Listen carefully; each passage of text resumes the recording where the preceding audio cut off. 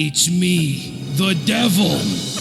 I'm here to convince you to do sin. Come with me. Steal candy from babies and small businesses. I'm not talking about Walmart. I will never do such a thing. I'll sin in my own way. Okay, fine, I'll sin. So, once upon a time, there was a little movie called the Star Wars Holiday Special. Everyone involved was deeply ashamed of it, but B. Arthur was pretty cool. Good night, but not goodbye. In the middle of this special, there was an animated section with some cool-looking guy in armor. He was plucked directly out of George Lucas's plans for Empire Strikes Back and got an early appearance here. He pretends to befriend the heroes until he can turn them over to Vader, but then R2-D2 figures out he's working for the Empire and he runs away like a coward. It's because you said Boba is a friend and faithful ally. That simply does not feed properly into R2's information bank. We'll meet again, friend. Then he shows up in Empire, doesn't really do anything, and then shows up in Return of the Jedi, where he also doesn't really do anything and gets thrown into the Sarlacc by accident. Anyway, this man became the fan-favorite symbol of cool, awesome, badass Star Wars characters. Okay, so it's become a bit of a cliche for people to make fun of Boba Fett having an undeserved fandom reputation purely because of his good design. And to be fair to the character, much of his persona nowadays is built off what he became in the expanded universe, where he escaped from the Sarlacc from Return of the Jedi and returned for Dark Empire, where he had a completely embarrassing farce of a pursuit of Han Solo and got defeated by ramming face first into a planetary shield and accomplished absolutely nothing. But after that, he became leader of the Mandalorians, led them into a new golden age, and even trained Han and Leia's daughter Jaina how to fight like a Mandalorian. Also, he does not approve of premarital sex. Now, personally, I never liked Boba Fett all that much. I didn't dislike him, but I was a prequel kid, and his dad Django actually got to do cool stuff. And I played the first 5 levels of the Bounty Hunter video game over and over, but never finished it because this game is really hard. Anyway, once Disney bought Lucasfilm, all of this extra stuff was wiped away, except for the Clone Wars cartoon where Asajj Ventress stuffs him in a locker.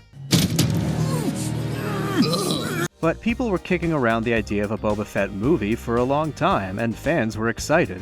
Then Solo came out with a quiet plop, and all the plans changed to Disney Plus shows. And then, eventually, Boba finally got his big break. If you're someone who's really into Star Wars, you know all this already. But I felt a bit of flippant historical context was necessary because this show has a strange place in the history of the character. Everyone was super excited about it. The moment the Rogue One-style spin-off stories were announced, people were like, and then, when they first announced they were doing The Mandalorian and other Disney Plus shows, people were like, then Boba got his own show and people hated it. Other people liked it. It's hard to tell what the popular reception was really like because those who hate-watch Star Wars just to stay mad at it have a habit of very loudly insisting that their opinions are universal, and they ignore any evidence to the contrary. But it does actually seem like this show is generally regarded as not great, and I personally think it's aggressively mediocre. But it's aggressively mediocre in a way I find very interesting because there are a number of good ideas in here that don't quite pan out but hint at a much deeper and much better story. Fundamentally, the Book of Boba Fett is a story about a man who has a near-death experience that makes him reconsider his entire life's purpose and take charge of his own destiny instead of continue to willingly be a pawn in others' games. That's pretty cool, and it's especially cool when you consider the teaser for this show at the end of Mandalorian Season 2. This was going to be about Boba Fett becoming a crime boss, which is a way more fitting path for his character in light of how the Mandalorian storyline has turned out in the Disney canon. And it was to be directed primarily by Robert Rodriguez. Somebody ring the dingster! Everything about this is great on paper, but even though I don't think it's really that bad, I do agree with those who feel it doesn't live up to its potential. And the reason is quite simple. The Book of Boba Fett is the wrong genre.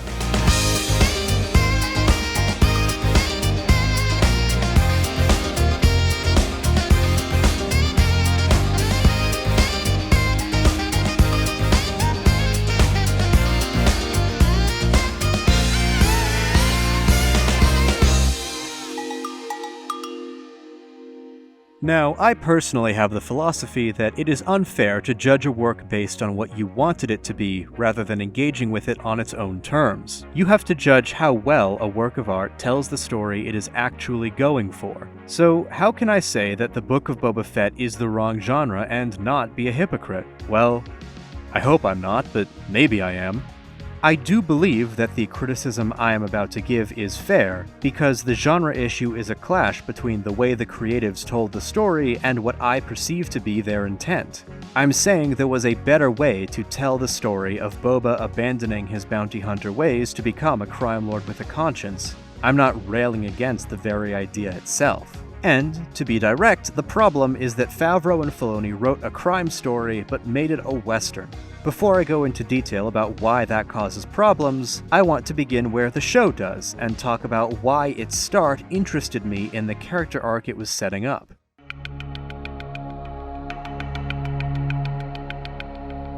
We open with a flashback to Kamino, where Boba grew up, where he had to wait while his father went out on mission after mission. We'll get a later repetition of this flashback with young Boba watching his father fly away on his ship, looking after him longingly. It reminds me of an old Legends comic where Boba is playing with an action figure of his dad, asking Jango to stay behind and play with him. But anyway, in the intro, we cut from this brief shot of Kamino to a flashback of Attack of the Clones, and... Hold on, am I having a Mandela effect thing right now? I don't remember the visor on the helmet being see-through in this shot. I always thought it stayed opaque, which made me think that Boba was holding Jango's head inside the helmet during the shot. But when we see through the visor, the head clearly isn't in it. Is this a real thing? Is this a George Lucas special edition revision? This is a new shot, isn't it? It's not in the Attack of the Clones on Disney+. Did they make a whole new shot just to show that Jango's head was not still in his helmet when Boba was holding it? Whatever. Point is, we see this bit of Attack of the Clones right after Jango's death, and then we cut to Boba in the Sarlacc, on the verge of dying himself. This assemblage of his scenes here make an intriguing connection, all through visuals. Boba watched his father get killed following the bounty hunter life, only to pursue that same life himself, and now he's about to be killed too. We are faced immediately with this idea of a vicious cycle, and tying all these scenes together to lead into Boba escaping the Sarlacc says a lot about why he might want to leave the bounty hunting profession behind and be his own boss. I'm tired of working for idiots who are gonna get me killed. This is a great start. It also sets up two expectations. One, Boba will be dealing with the aftermath of a near-death experience that has drastically changed his life's mission. 2. We will explore Boba's relationship with Jango from the perspective of an older Boba looking back on his childhood and how it influenced his life's decisions. We only get the first of these, yet I feel it's still not explored in much depth beyond 1 or 2 conversations with Fennec Shand. It feels more like an excuse for taking this direction with the show than the core of Boba's character arc. And that's a real shame. There's a lot that could be done with this concept, though perhaps it is a bit introspective for a visual medium if you don't want to make heavy use of flashbacks or long monologues. But the main 3 Star Wars trilogies and many other works in the universe are about family legacy. Boba's big return in Mando Season 2 had him pull up a family tree. He is a literal clone of his father and almost met the same doom by following in his footsteps. The moment he chooses to break from bounty hunting and become the type who hires the bounty hunters from a throne would be dramatic for him. And yet the brief flashes of Kamino and Geonosis are the only times this rich story well is even lightly tapped into.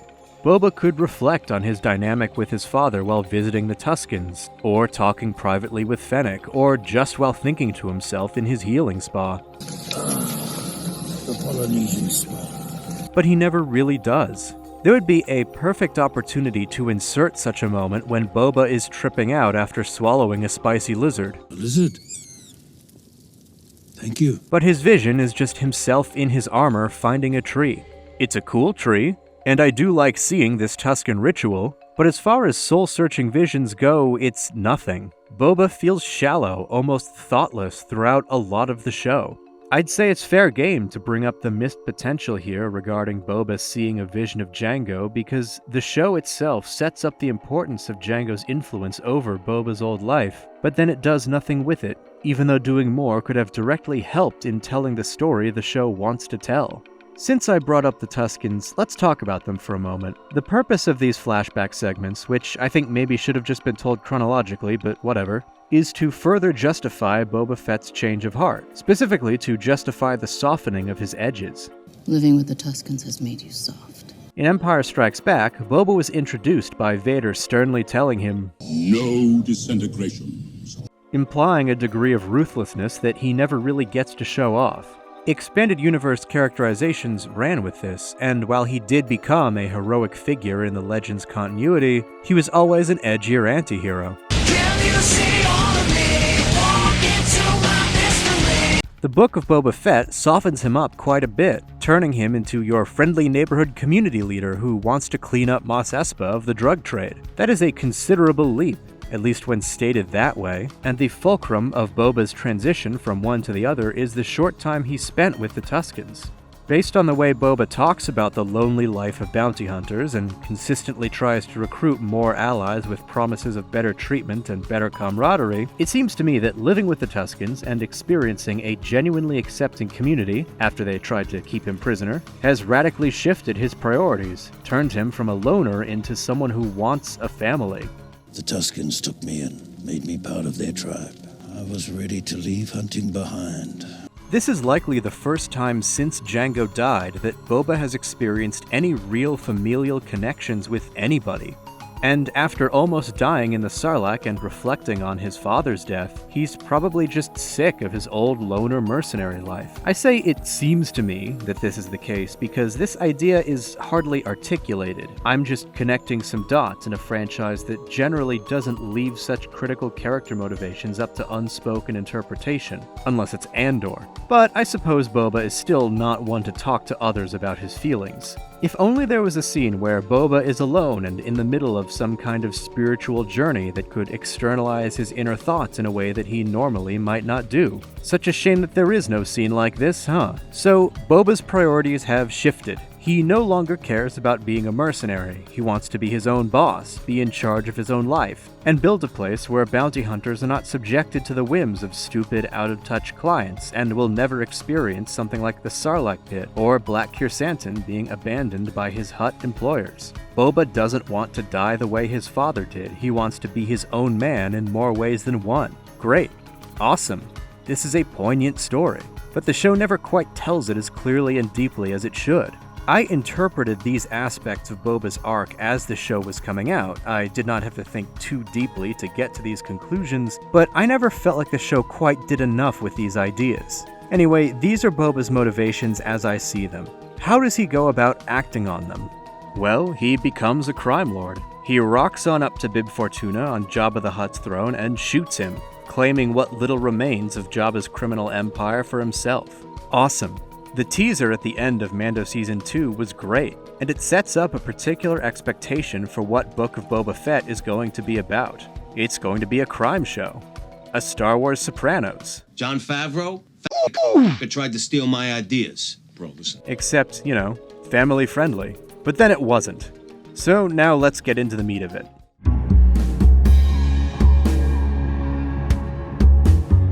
I found a great Polygon article interpreting the show as Boba Fett being an impulsive, bumbling loser who barrels his way into problems without planning and wondering why he doesn't get his way. Basically, exactly like he was in Return of the Jedi. The article makes the case that Fett is really the villain of the story, as he forces his will upon the world around him and upsets the carefully laid plans of everyone else until he fails upwards into the position of power he doesn't really deserve. Basically, he's Walter White. But Boba Fett was presented as competent and intimidating in The Mandalorian. Would this really be what Filoni and Favreau wanted for this character? I think this is a fun way to look at the show, but it doesn't quite reconcile the main issue. And the reason why someone might even think of this interpretation is simple. This is a show about an ascendant crime lord where Boba Fett does not want to do crimes. Where'd you get that water? We stole it. That's a crime. He takes over Jabba's palace and marches up to the other local crime lords like, I am declaring war on anybody who sells drugs in our community. With Black Dynamite, I sell drugs to the community. And then he spends the entire show walking around declaring himself daimyo and then doing very little in the way of actual crime boss stuff. He claims ownership over this club in Mos Espa and tries intimidating the mayor, but the mayor is corrupt and Fett just, I guess, collects a little bit of cash from the club owner. This is baffling if you view this show as a crime series, but it makes perfect sense if you view it as simply a continuation of the Western genre that Favreau and Filoni played with in much of The Mandalorian. And the show very much wants you to view it as such by its final episodes. Boba Fett is not a crime lord. He's the new town marshal. I can't abandon Mos Espa. These people are counting on me. He's the one rallying a posse to defend the good townsfolk from the big bad outlaws who want to run the place. Of course he doesn't do crimes. The town marshal doesn't do crimes. He stops the crimes. And yet his explicit goal in the series is to be a crime lord, and several moments treat him like one. The meeting scene with the petty gang leaders, for example, is a decent enough crime boss scene, but Boba is still, primarily, the town marshal. He's Cobb Vanth on a larger scale, and this issue with Boba's role basically sabotages the entire show. Tony Soprano does not raise a posse to have a shootout with his rivals in defense of the townsfolk against drug peddlers. While having Fennec Shand go assassinate the Pikes in the finale is the most crime boss thing Boba does in the show, that happens while he continues to have the Western hero shootout with the evil cowboy villain. Even a show about a good crime lord would presumably involve said crime lord directly dealing with actual crimes. You know, maybe he goes around asking merchants for protection money and being all nice about the shakedown, or dealing with illicit goods that aren't drugs and figuring out clever ways of upstaging the Pikes and the Hutts. Or even doing good things for the people of Mos Espa but running afoul of New Republic laws in order to do so.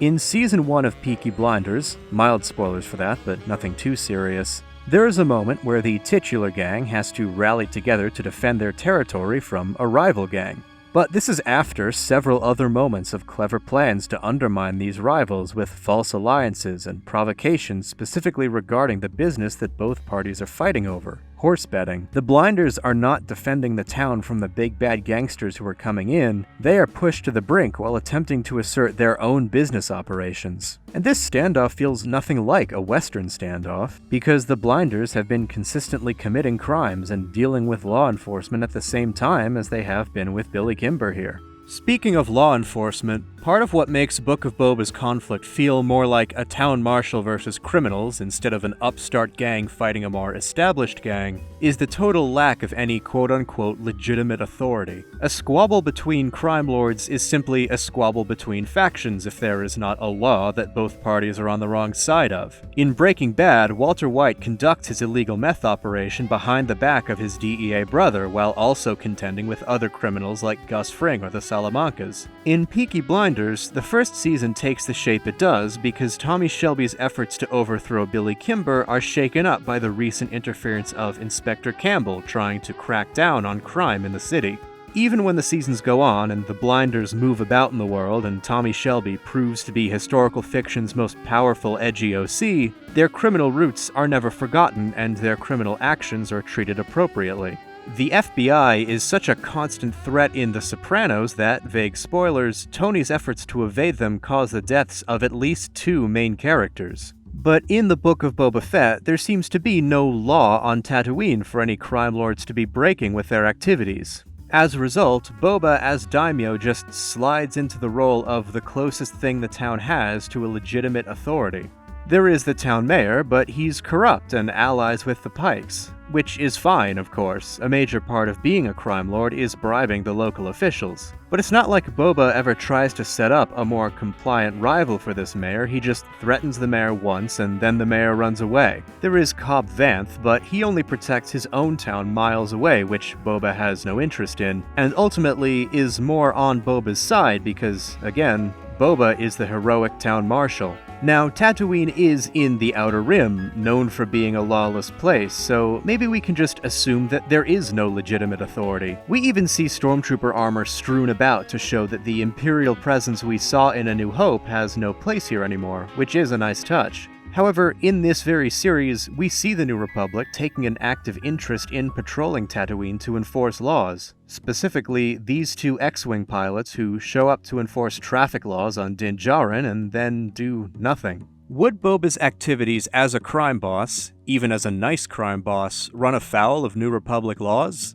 Who knows? That just doesn't come up, and for a crime story, that's strange. But for a defend the town western story, it's not strange at all. The law doesn't need to step in, the law is here.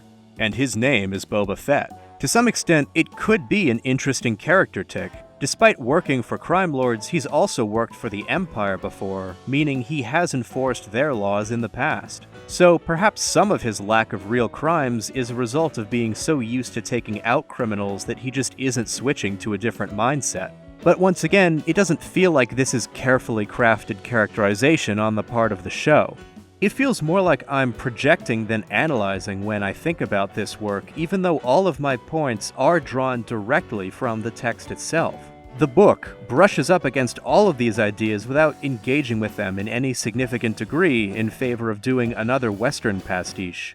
And in their desire to do a Western pastiche, they brought in an element that, once again, hints at a much deeper story that never happened. The element that solidified the wasted potential of this show and its unwillingness to do anything with the fascinating character ideas it brings up. So now let's talk about Cad Bane.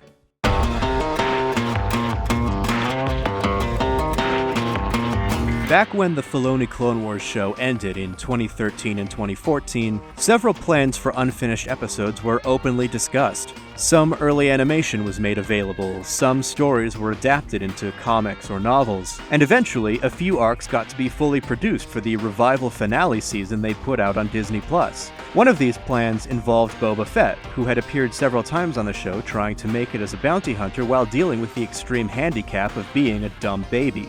He showed up in a few arcs of the show, and one of the planned ones involved him finally becoming Boba Fett, as it were, under the mentorship of Cad Bane. For those unfamiliar or forgetful, Cad Bane was the second best bounty hunter in the galaxy until Jango Fett learned what BAMF stands for. And the idea was, Bane had a bit of a complex about sliding into the #1 spot on a technicality. He never had his final showdown with Jango. So he was supposed to find Boba and take the young Fett under his wing, train him up to fill a surrogate role so that he can basically make Boba as good as Jango and then kill him. The two would have a final duel and Boba would win, killing Bane, probably. Now, I love cowboy movies. Did he get did Cad Bane get hit at all in that? So that looks like the panel is about... Yeah, we're at time here, sir. And becoming the top bounty hunter he allegedly was in the original trilogy. So when Cad Bane shows up in Book of Boba, these plans are somewhat adapted, somewhat just assumed to be canon. Maybe this duel still happened, but Bane survived, and Boba Book is a rematch. Or maybe the tutoring happened, but the duel didn't yet. Whatever the case, the connection between Boba, Bane, and Jango is all considered canon. Bane directly references it a couple times. Consider this my final lesson. Also, interesting to note that Boba's characterization in this unfinished arc appears to follow from his earlier episodes in Clone Wars in that he's considerably more noble than we would assume based on Empire Strikes Back. It's clear Filoni has always seen Boba as a generally heroic person. Always fighting for those in need. No more innocent people are going to die. All be locked up, all live in fear. In his limited scenes in Boba Book, Cad is talking about how Boba is a killer. He's not the noble hero he's pretending to be. Fett proves him wrong by stabbing him with his Tusken Gaddafi stick. More evidence the Polygon article uses to claim that Boba is really a thoughtless, villainous character. But for a show that is about Boba, a show that just barely scratches the surface of him but brings up so many interesting ideas about him, this is possibly the greatest missed opportunity of all. Cad Bane references his past with Boba the same way Han references the Kessel Run, just as an offhand bit of adding color to the universe. But Han mentioning the Kessel Run in A New Hope was just a quick brag, at least at the time, and his arc in that film wouldn't be deepened by a greater understanding of what exactly happened there. Cad Bane represents the devil on Boba's shoulder, convincing him to give up on pretending to be a noble town marshal and be the ruthless bounty hunter he no longer wants to be. But because Boba has never really faced internal conflict over his choice, never had a moment where he's agonized about how much easier it would be to be brutal, there's no real temptation. Fennec tries to voice that perspective throughout the show, but Boba always shuts her down with little deliberation. And all the deeper layers to this confrontation don't come through, because Bane and Boba's past mentor-mentee relationship has never been established or explored in anything more substantive than Dave Filoni saying they were going to, once, several years ago. What if we had flashbacks of this training mixed in with the shots of Boba on Kamino and the segments of Dances with Tuskens? Sure, Daniel Logan is too old to do anything more than voice work for young Boba anymore, but the unfinished animations we've seen had Boba masked up during this time of his life anyway. And sure, maybe it would have made it too obvious that Bane was going to show up as a villain, but that surprise shouldn't take priority over making his involvement emotionally resonant. Besides, he could have easily popped up in, like, Episode 2, and then any flashbacks to the training could be prompted by his appearance then. It's not like he'd be taking crucial screen time away from the rest of the show's impressive rogues gallery, like the Ithorian mayor who runs away off-screen, the Hutts who send one Wookiee and then give up, the Pikes who sit back and let Cad Bane do all the work, Stephen Root, kind of, for 30 seconds. No one respects you. Enough! We could have not only developed their rivalry in the past, but deepened their rivalry now. Where has Cad Bane been all this time? Why has he just let Boba become the top bounty hunter? Has he still been operating? Has he come out of retirement just to call Boba a loser and shoot Timothy Oliphant? He's got to be pretty old now. Is he taking up the big iron again one last time to put down his former student who is straight off the course he wanted for him? Or has he actually just been doing fine this whole time, still operating like he was in the Clone Wars? I'm sure these questions have answers, but not in the show itself. And if the dynamic between Boba and Bane is to have any weight, maybe some of them should be here. Within the crime show format, you could easily have Bane still fit in as the rival while working for the Pikes. It's not like you'd have to lose out on the potential for a Wild West duel or a personal one-on-one rivalry by changing the shape of the conflict a bit, so it's more mob stuff rather than the defend the town climax. And if Bane is a constant presence, with his past with Boba clearly defined, then that could present more opportunities for the show to externalize Boba's feelings about Jango. Cad Bane in the Clone Wars arc wanted to mold Boba into a surrogate for Jango, the perfect copy that Boba, as a clone, supposedly should be. He's showing up now, as Boba is trying to break free of that mold and forge a new life for himself to stop that journey in its tracks. Cad tells Boba it's useless to change, and tries to kneecap Fett's efforts to build his own empire. You gave it a shot, but you've got your father's blood pumping through your veins. Knowing the planned Clone Wars arc makes Cad Bane the perfect villain for this story. But the show never makes sure that you know it, so it just feels like a cool blue guy showed up to finally give the show a villain. And that's really unfortunate. Also, as an aside, I think it's odd that Cad Bane has no confrontation with Fennec Shand here. He shows up in Bad Batch, where an early career Fennec manages to defeat him, which clearly indicates that Bane's time as top dog of the Clone Wars bounty hunter era is ending, and giving way to the newer generation that Fennec represents. But then Cad Bane comes back as the Pike's ringer when he's supposedly past his prime, facing off against his former protege and a rival who humiliated him 2 decades ago, and Cad and Fennec just don't interact. Maybe I just think this is strange because the first seasons of Bad Batch and Book of Boba were released so closely together. I don't know, it's not like it's important or anything. But we have seen more of a rivalry between Fennec and Bane than we have between Boba and Bane, at least if you're not counting unfinished episodes.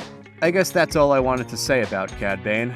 It's just one more part of the show's shallowness when dealing with Boba's character that provides such a tantalizing hint about how rich the story should be. And it's especially irritating because we should have gotten more time with Boba Fett to flesh out his state of mind and his efforts to build up his criminal empire, but we don't, because we interrupt the show for 2 episodes.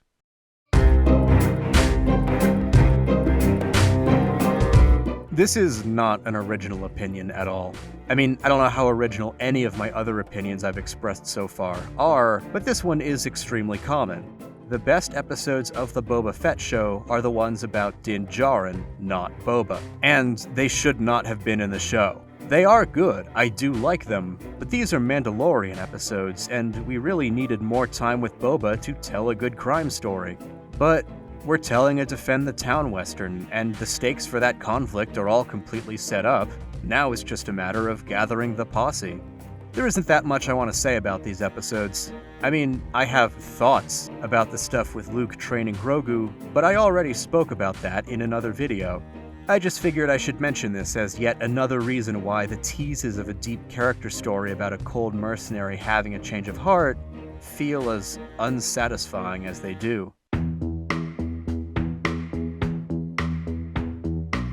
Unlike some, I do not have an issue with the story this show wants to tell. The story of a man turning away from life as a loner gig worker and trying to carve out a place for himself as a leader with honor. All the pieces are there to justify that change, but beyond serving as justification, these pieces are not explored very well, and they build to a genre presentation that conflicts with the genre that the specifics in play presumably build to. I just think it's interesting that the show turned out this way. There is a great story here, I can see the outline of it. A crime thriller where Boba Fett struggles with his past nature, trying to avoid the fate that befell his father after he almost fell face first into it, making clever plans with his limited resources as he claws his way through the more established crime lords who want to quash this upstart. But that's not the show that we got. It seems to be what the show wants to be, based on the events of the plot and several of the scenes and lines of dialogue and the teaser at the end of Mando Season 2, but it sabotages itself by making choices that undercut that story in favor of a more familiar kind of story for Favreau to tell in Star Wars. This whole show is basically the village defense episode from Mandalorian Season 1, which is itself a classic Western story structure. Whether Jon Favreau really felt uncomfortable with a crime story after his encounters with Chris Moltisanti, Did I ever what? Did I ever what? or just felt like he needed to stick with the Western formula after The Mandalorian's success, this show did not need to be a Western again. Its premise implies something else. Star Wars hasn't always been afraid to play with genre before. The best Star Wars show at time of writing, Andor, jumped from heist story to prison escape story with a brief stop between at Space Miami. And the second best Star Wars show, Visions, jumped between Jedi Duel to Rock Band story to Jedi Duel to Astro Boy to Jedi Duel to Jedi Duel to... Anyway, there are plenty of examples throughout several decades to draw from here. Star Wars does not need to be limited to copying what worked once. Empire Strikes Back is great in part because it is not the same as New Hope. And for all the repetition in Return of the Jedi, the stuff that is different is incredible. Sometimes you get experiments that don't quite work out as well, like the plotting politics of the prequels, or the sloppily framed casino adventure in Last Jedi, but that's no reason to panic and play it safe forever. If you can't be creative and experiment, you stop caring, and apathy is death. Also, why is Danny Trejo only in one episode? I was, no joke, more excited to see Danny Trejo in Star Wars than I was to see any of the fan service cameos in the rest of the Disney canon, and it's just one episode. I was so disappointed. Okay, that's it. Goodbye, go outside.